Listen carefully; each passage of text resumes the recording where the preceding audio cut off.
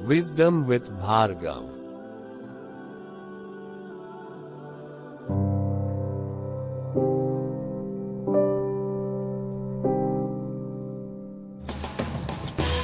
Sapiens, मानव जाति का संक्षिप्त इतिहास। लेखक युवा नोआ हरारी। अनुवाद मदन सोनी। बाबला कोछड़ की आवाज में। भाग 1, संज्ञानात्मक क्रांति।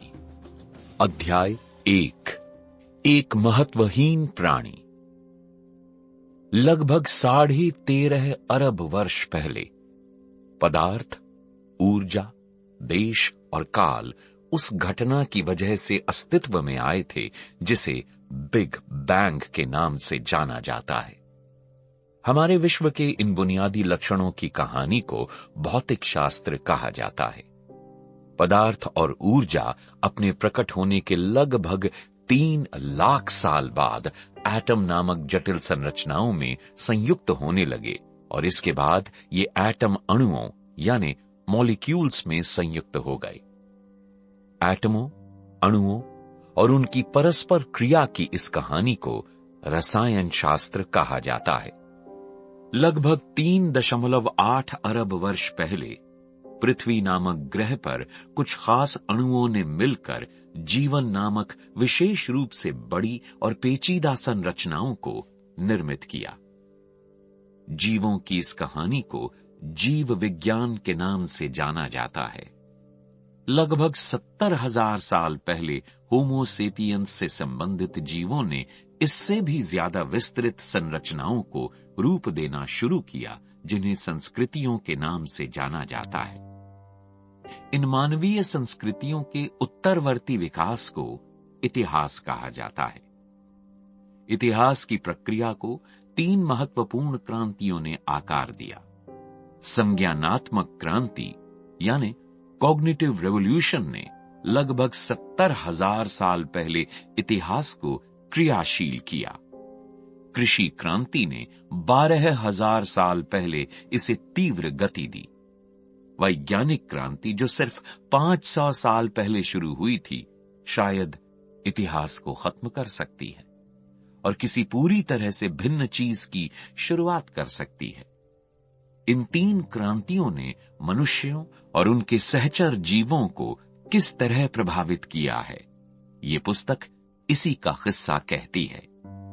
इतिहास के अस्तित्व में आने के बहुत पहले से मनुष्यों का अस्तित्व था। काफी कुछ आधुनिक मनुष्यों की तरह के प्राणी लगभग 25 लाख साल पहले प्रकट हुए थे, लेकिन असंख्य पीढ़ियों तक वे उन अनगिनत दूसरे जीवों से अलग नहीं दिखते थे जिनके साथ वे अपने प्राकृतिक वास साझा करते थे। 20 लाख साल पहले पूर्वी अफ्रीका की पदयात्रा करते हुए शायद आपका सामना मानव चरित्रों की चिर परिचित भूमिका से हो सकता था। शिशुओं को सीने से लगाए चिंतित माताएं और मिट्टी में खेलते हुए निश्चिंत बच्चों के समूह। समाज के आदेशों के खिलाफ लाल पीले होते तुनक मिजाज नौजवान और थके हुए बुजुर्ग जो सिर्फ इतना चाहते थे कि उन्हें चैन से रहने दिया जाए। स्थानीय सुंदरी को प्रभावित करने की कोशिश करते छाती ठोंकते मर्द और सयानी बूढ़ी कुल माताएं जो ये सब कुछ पहले ही देख चुकी थीं। ये आदिम मनुष्य प्रेम करते थे, खेलते थे, करीबी दोस्तियां कायम करते थे और हैसियत तथा सत्ता के लिए होड़ करते थे। लेकिन यही सब चिंपैंजी, लंगूर और हाथी भी किया करते थे। उनमें अलग से कुछ खास नहीं था। किसी को भी, स्वयं मनुष्यों को भी जरा भी आभास नहीं था कि एक दिन उनके वंशज चंद्रमा पर चलेंगे, एटम का विखंडन करेंगे, जेनेटिक कोड की थाह लेंगे और इतिहास की पुस्तकें लिखेंगे। प्रागैतिहासिक मनुष्यों के बारे में जानने लायक सबसे महत्वपूर्ण बात यह है कि वे मामूली प्राणी थे जिनका अपने पर्यावरण पर गुरिल्लाओं, जुगनुओं या जली मछली से ज्यादा प्रभाव नहीं था।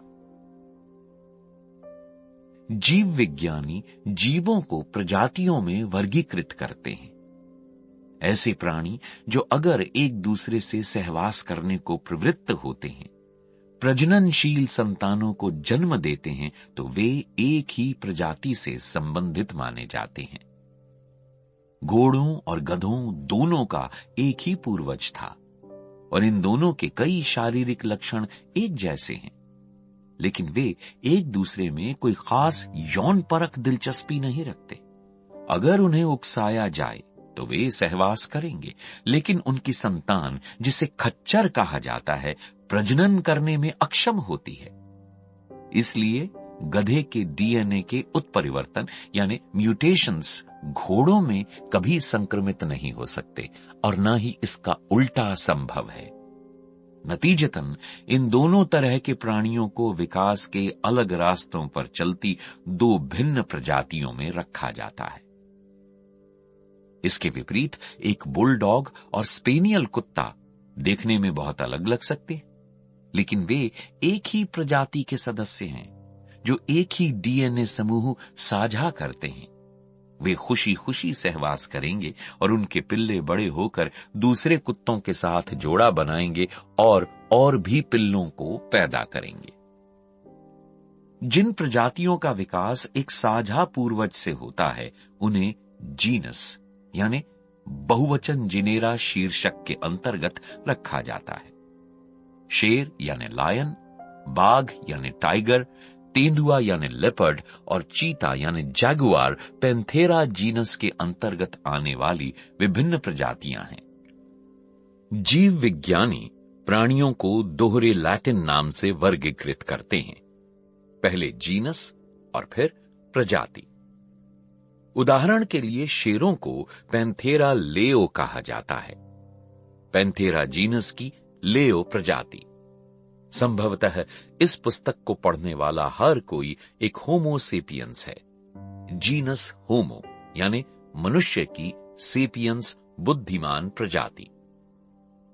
जिनेरा को परिवारों में वर्गीकृत किया जाता है, जैसे कैट्स यानी शेर, चीता, बिल्लियां, कुत्ते यानी भेड़िया, लोमड़ियां, सियार, और हाथी यानी हाथी, मैमथ, मेस्टोडन। परिवार के सारे सदस्यों के वंश का उद्गम एक संस्थापक, कुलपिता या कुलमाता में होता है। उदाहरण के लिए घरेलू बिल्लियों से लेकर अत्यंत उग्र शेर तक कैट परिवार के सारे सदस्य बिल्ली के समान एक विडाल यानी फेलाइन पूर्वज साझा करते हैं, जो 250 लाख साल पहले अस्तित्व में हुआ करता था। होमो सेपियंस भी एक परिवार से संबंध रखता है। ये मामूली सा तथ्य इतिहास के उन रहस्यों में शामिल हुआ करता था जिस पर सबसे ज्यादा करीबी चौकसी रखी गई है। मानव अपने आप को लंबे समय तक पशुओं से अलग श्रेणी के रूप में देखना पसंद करता है। परिवार से वंचित एक यतीम के रूप में, सहोदरों, चचेरे, फुफेरे, ममेरे भाई बहनों से वंचित, और सबसे महत्वपूर्ण ये कि माता पिता विहीन। लेकिन ऐसा कतई नहीं है। हम इसे पसंद करें या न करें, लेकिन हम एक विशाल और खास तौर से कोलाहलपूर्ण परिवार के सदस्य हैं, जिसे विशाल वानरों यानी ग्रेट एप्स के नाम से जाना जाता है। हमारे सबसे करीबी जीवित रिश्तेदारों में चिंपांजी, गोरिल्ला और ओरंगुटान शामिल हैं। चिंपांजी सबसे करीबी है। महज 60 लाख साल पहले एक इकलौती मादा वानर की 2 बेटियां थीं।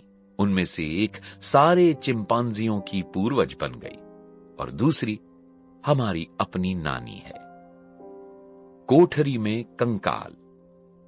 होमो सेपियंस ने इससे भी ज्यादा विचलित करने वाले एक रहस्य को छिपा कर रखा है।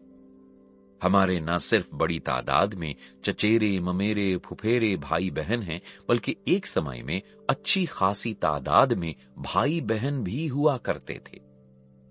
हमें अपने बारे में इस तरह सोचने की आदत है कि हम एकमात्र मनुष्य हैं, क्योंकि पिछले 10,000 सालों से हमारी प्रजाति वाकई एकमात्र मनुष्य प्रजाति रही है। लेकिन ह्यूमन शब्द का वास्तविक अर्थ होमो नामक जीनस से ताल्लुक रखने वाला प्राणी है और इस जीनस की होमो सेपियंस के अलावा भी कई प्रजातियां हुआ करती थी। इसके अतिरिक्त, जैसा कि हम इस पुस्तक के आखिरी अध्याय में देखेंगे, वो भविष्य बहुत दूर नहीं जब हमें एक बार फिर गैर बुद्धिमान यानी नॉन सेपियंस मनुष्यों से निपटना पड़ सकता है।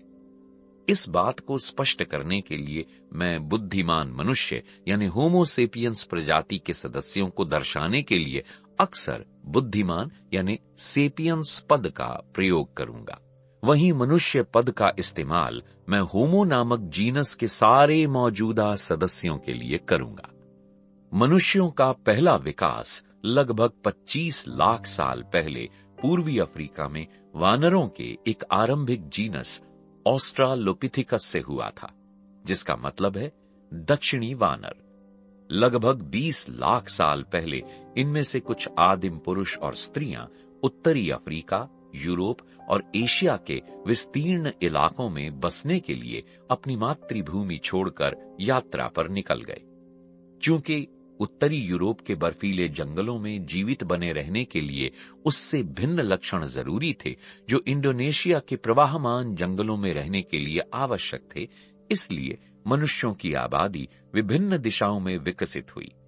इसका परिणाम अनेक पृथक प्रजातियों के रूप में सामने आया, जिनमें से प्रत्येक प्रजाति के लिए वैज्ञानिकों ने एक आडंबरपूर्ण लैटिन नाम प्रदान किया है। यूरोप और पश्चिम एशिया के मनुष्य होमो निएंडरथैलेंसिस यानी निएंडर घाटी के मनुष्य के रूप में विकसित हुए, जिन्हें आमतौर पर मात्र निएंडरथल्स कहा जाता है। हम सेपियंस के मुकाबले स्थूलकाय और हृष्टपुष्ट निएंडरथल्स पश्चिम यूरेशिया के हिम युग की शीत जलवायु से अच्छी तरह अनुकूलित थे। एशिया के अधिकांश क्षेत्र होमो इरेक्टस यानी तनकर खड़ा मनुष्य से आबाद थे, जो वहां करीब करीब 20 लाख वर्षों तक बने रहे और इस तरह वे अब तक की सबसे ज्यादा टिकाऊ मनुष्य प्रजाति साबित हुए। इसकी कोई संभावना नहीं कि ये कीर्तिमान स्वयं हमारी प्रजाति भी तोड़ पाएगी। इसमें संदेह है कि होमो सेपियंस की प्रजाति आज से 1000 साल बाद तक बनी रह सकेगी, इसलिए 20 लाख साल वाकई हमारी सामर्थ्य के बाहर हैं। इंडोनेशिया में जावा द्वीप पर होमो सोलोएंसिस यानी सोलो घाटी का मनुष्य नामक प्रजाति रहती थी, जो उष्ण कटिबंधीय जीवन के अनुकूल थी। एक अन्य इंडोनेशियाई द्वीप फ्लोरेस नामक छोटा सा द्वीप पर आदिम मनुष्य बौने होने की प्रक्रिया से गुजरे। मनुष्य फ्लोरेस के द्वीप पर पहली बार तब पहुंचे थे जब समुद्र का स्तर असाधारण रूप से निचला था और मुख्य भूभाग से इस द्वीप तक आसानी से पहुंचा जा सकता था। जब समुद्र फिर उभार पर आया तो कुछ लोग उस द्वीप पर फंस गए, जो संसाधनों की दृष्टि से कमजोर था। बड़े आकार के लोग, जिन्हें ज्यादा भोजन की जरूरत थी, सबसे पहले मरे। छोटे आकार के लोग ज्यादा बेहतर ढंग से जीवित बने रहे। कई पीढ़ियों के दौरान फ्लोरेस के लोग बौने हो गए। विज्ञानियों द्वारा होमो फ्लोरेसिएंसिस के नाम से ज्ञात ये अनूठी प्रजाति अधिकतम 1 मीटर की लंबाई तक पहुंची और उसका वजन 25 किलोग्राम से ज्यादा नहीं होता था।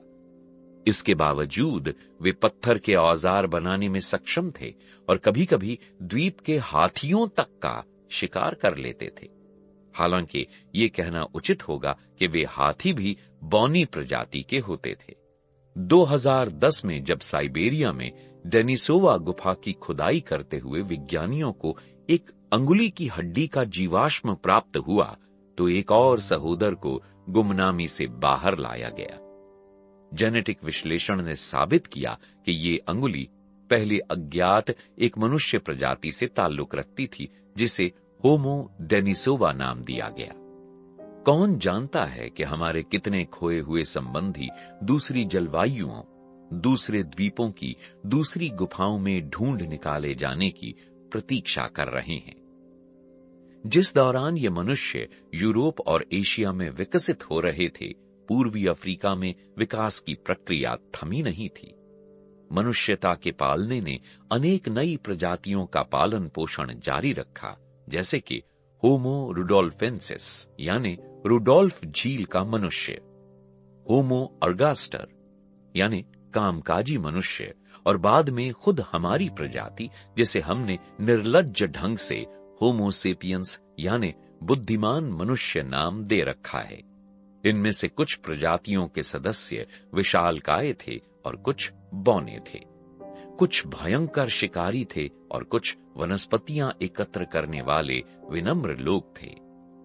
कुछ सिर्फ एक ही द्वीप पर रहे, जबकि बहुत से तमाम महाद्वीपों में भटके, लेकिन ये सब होमोजीनस के थे, वे सभी मनुष्य थे। ये एक आम भ्रांति है जिसके तहत इन प्रजातियों की एक सीधी वंशावली के रूप में कल्पना की जाती है और माना जाता है कि अर्गास्टर ने इरेक्टस को जन्म दिया, इरेक्टस ने निएंडरथल्स को जन्म दिया और निएंडरथल्स हमारे रूप में विकसित हुए। ये एक रैखिक मॉडल इस गलत धारणा को जन्म देता है कि किसी एक खास क्षण में सिर्फ किसी एक ही किस्म के मनुष्य पृथ्वी पर रहते थे और ये कि तमाम आरंभिक प्रजातियां हमारे महज पुराने मॉडल थे। वास्तविकता ये है कि लगभग 20 लाख साल पहले से लेकर लगभग 10,000 साल पूर्व तक दुनिया एक ही समय में कई मनुष्य प्रजातियों का घर हुआ करती थी। और क्यों नहीं, आज लोमड़ियों, सुअरों और भालुओं की कई प्रजातियां हैं। 100 सहस्राब्दी पहले की पृथ्वी पर मनुष्य की कम से कम 6 अलग अलग प्रजातियां आवागमन करती थीं। ये हमारा बहुप्रजातीय अतीत नहीं है, बल्कि हमारी मौजूदा अनन्यता है जो विचित्र है और शायद अभियोगात्मक भी। जैसा कि हम जल्दी ही देखेंगे, हम सेपियंस के पास अपने सहोदरों की स्मृति को कुचलने के भरपूर कारण हैं। सोचने की कीमत। अपनी अनेक भिन्नताओं के बावजूद तमाम मनुष्य प्रजातियां कई पारिभाषिक लक्षणों को साझा करती हैं। इनमें सबसे ज्यादा उल्लेखनीय ये है कि मनुष्यों के पास दूसरे प्राणियों के मुकाबले असाधारण रूप से बड़ा मस्तिष्क है। 60 किलोग्राम के वजन वाले स्तनपायी प्राणियों के मस्तिष्क का औसत आकार 200 घन सेंटीमीटर होता है। 25 लाख साल पहले के सबसे प्राचीन पुरुषों और स्त्रियों के मस्तिष्क लगभग 600 घन सेंटीमीटर थे। आधुनिक सेपियंस औसतन 1200 से 1400 घन सेंटीमीटर मस्तिष्क धारण करते हैं। निएंडरथल्स के मस्तिष्क इससे भी बड़े थे। विकास प्रक्रिया द्वारा बड़े मस्तिष्कों का चयन किया जाना हमें बहुत स्वाभाविक सी बात लग सकती है। हम अपनी जबरदस्त बुद्धिमत्ता को लेकर इतने आसक्त हैं कि हम मानते हैं कि जहां तक दिमागी शक्ति का सवाल है, वो जितनी ज्यादा हो उतनी ही अच्छी है। लेकिन अगर ऐसा होता तो बिल्ली परिवार ने ऐसी बिल्लियों को उत्पन्न किया होता जो गणना यानी कैलकुलस कर सकती। समूचे प्राणियों के साम्राज्य में मानव जीनस ही ऐसी भीषण चिंतनशील मशीनों के साथ क्यों प्रकट हुआ? तथ्य यह है कि एक भारी भरकम मस्तिष्क शरीर पर बहुत बड़ा बोझ है। उसे ढोना आसान नहीं है, खासतौर से जब वो एक विशालकाय खोपड़ी के अंदर बंद हो। उसे ईंधन उपलब्ध कराना और भी मुश्किल है। सेपियंस में मस्तिष्क शरीर के कुल वजन का लगभग 2 से 3% होता है, लेकिन जिस वक्त शरीर आराम कर रहा होता है, उस वक्त वो शरीर की 25% ऊर्जा का उपभोग करता है। इसकी तुलना में दूसरे वानरों के मस्तिष्क को विश्राम काल में ऊर्जा के मात्र 8% की जरूरत होती है। आदिम मनुष्यों ने अपने विशाल मस्तिष्कों की कीमत 2 तरह से चुकाई।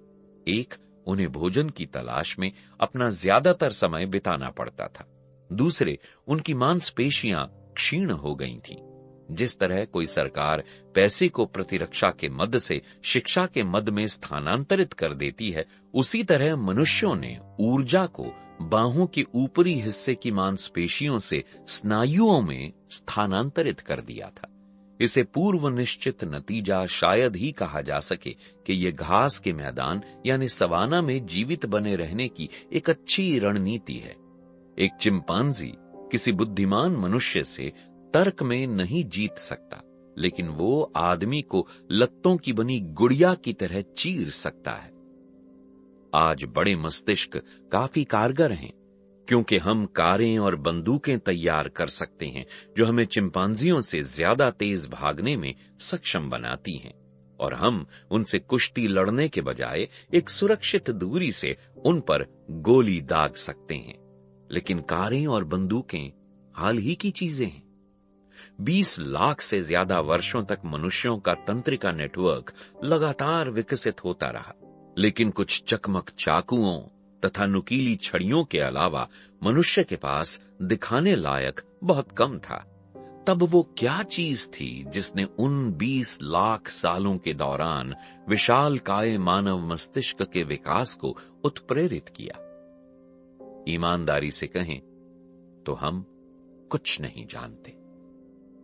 एक अन्य अद्वितीय मानवीय लक्षण यह है कि हम अपने 2 पैरों पर सीधे खड़े होकर चलते हैं। सीधे खड़े होकर खेल या शत्रुओं के लिए घास के मैदान का निरीक्षण करना आसान है, और हाथ जो चलने के लिए गैर जरूरी हैं, पत्थर फेंकने या संकेत करने जैसे दूसरे कामों के लिए आजाद हैं। ये हाथ जितने ज्यादा से ज्यादा काम कर सकते थे, उतने ही इन हाथों के मालिक कामयाब थे। इसलिए विकासपरक दबाव स्नायुओं तथा हथेली और उंगलियों की बढ़ती हुई एकाग्रता का कारण बना। नतीजतन मनुष्य अपने हाथों से मुश्किल काम कर सकता है। खासतौर से वे परिष्कृत औजार गढ़ सकते हैं और उनका इस्तेमाल कर सकते हैं। औजारों के निर्माण का पहला साक्ष्य 25 लाख साल पुराना है।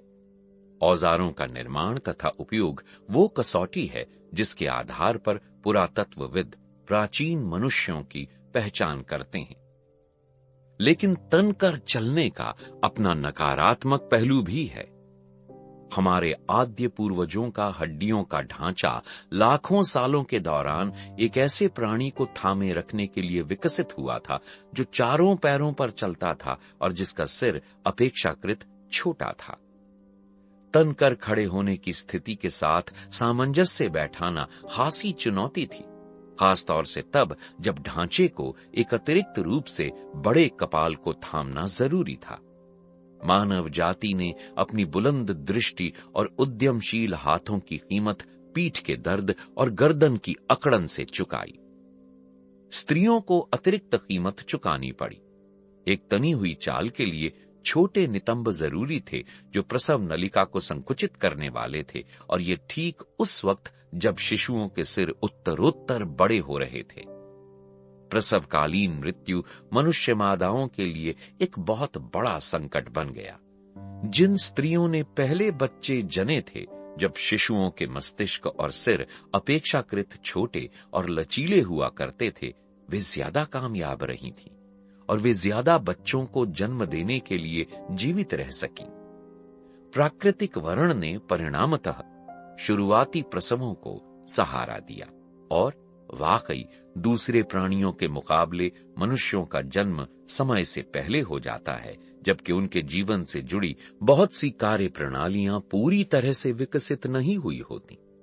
एक बछड़ा जन्म लेने के कुछ ही समय बाद दौड़ने लग सकता है। बिल्ली का बच्चा जन्म लेने के कुछ ही हफ्तों बाद अपनी मां को छोड़कर खुद ही अपने भोजन की तलाश में निकल पड़ता है। इंसानी बच्चे असहाय होते हैं। वे भरण पोषण, संरक्षण और शिक्षा के लिए कई वर्षों तक अपने बड़ों पर निर्भर रहते हैं।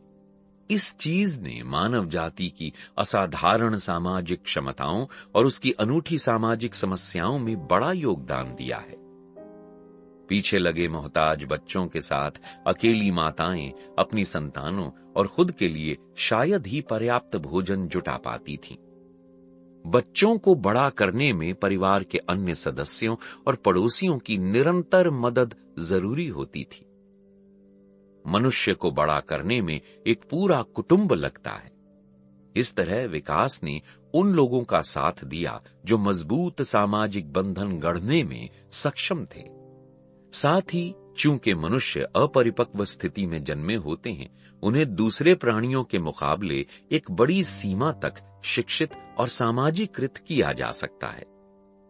बहुत से स्तनपायी गर्भ से इस तरह निकलते हैं जैसे आमा से चमकता हुआ मिट्टी का बर्तन निकलता है। नया आकार देने की कोई भी कोशिश उसमें खरोंचे पैदा कर सकती है या उन्हें तोड़ दे सकती है। मनुष्य भट्टी से निकले लचीले कांच की तरह गर्भ से निकलते हैं। उन्हें आश्चर्यजनक आजादी के साथ घुमाया, ताना जा सकता है और आकार दिया जा सकता है। यही वजह है कि आज हम अपने बच्चों को ईसाई या बौद्ध, पूंजीवादी या समाजवादी, लड़ाकू या शांति प्रिय बनाने के लिए शिक्षित कर सकते हैं। हम मानते हैं कि बड़ा मस्तिष्क, औजारों का इस्तेमाल, सीखने की उत्कृष्ट क्षमताएं और जटिल सामाजिक संरचनाएं बहुत बड़ी सुविधाएं हैं। ये बात स्वतः सिद्ध लगती है कि इन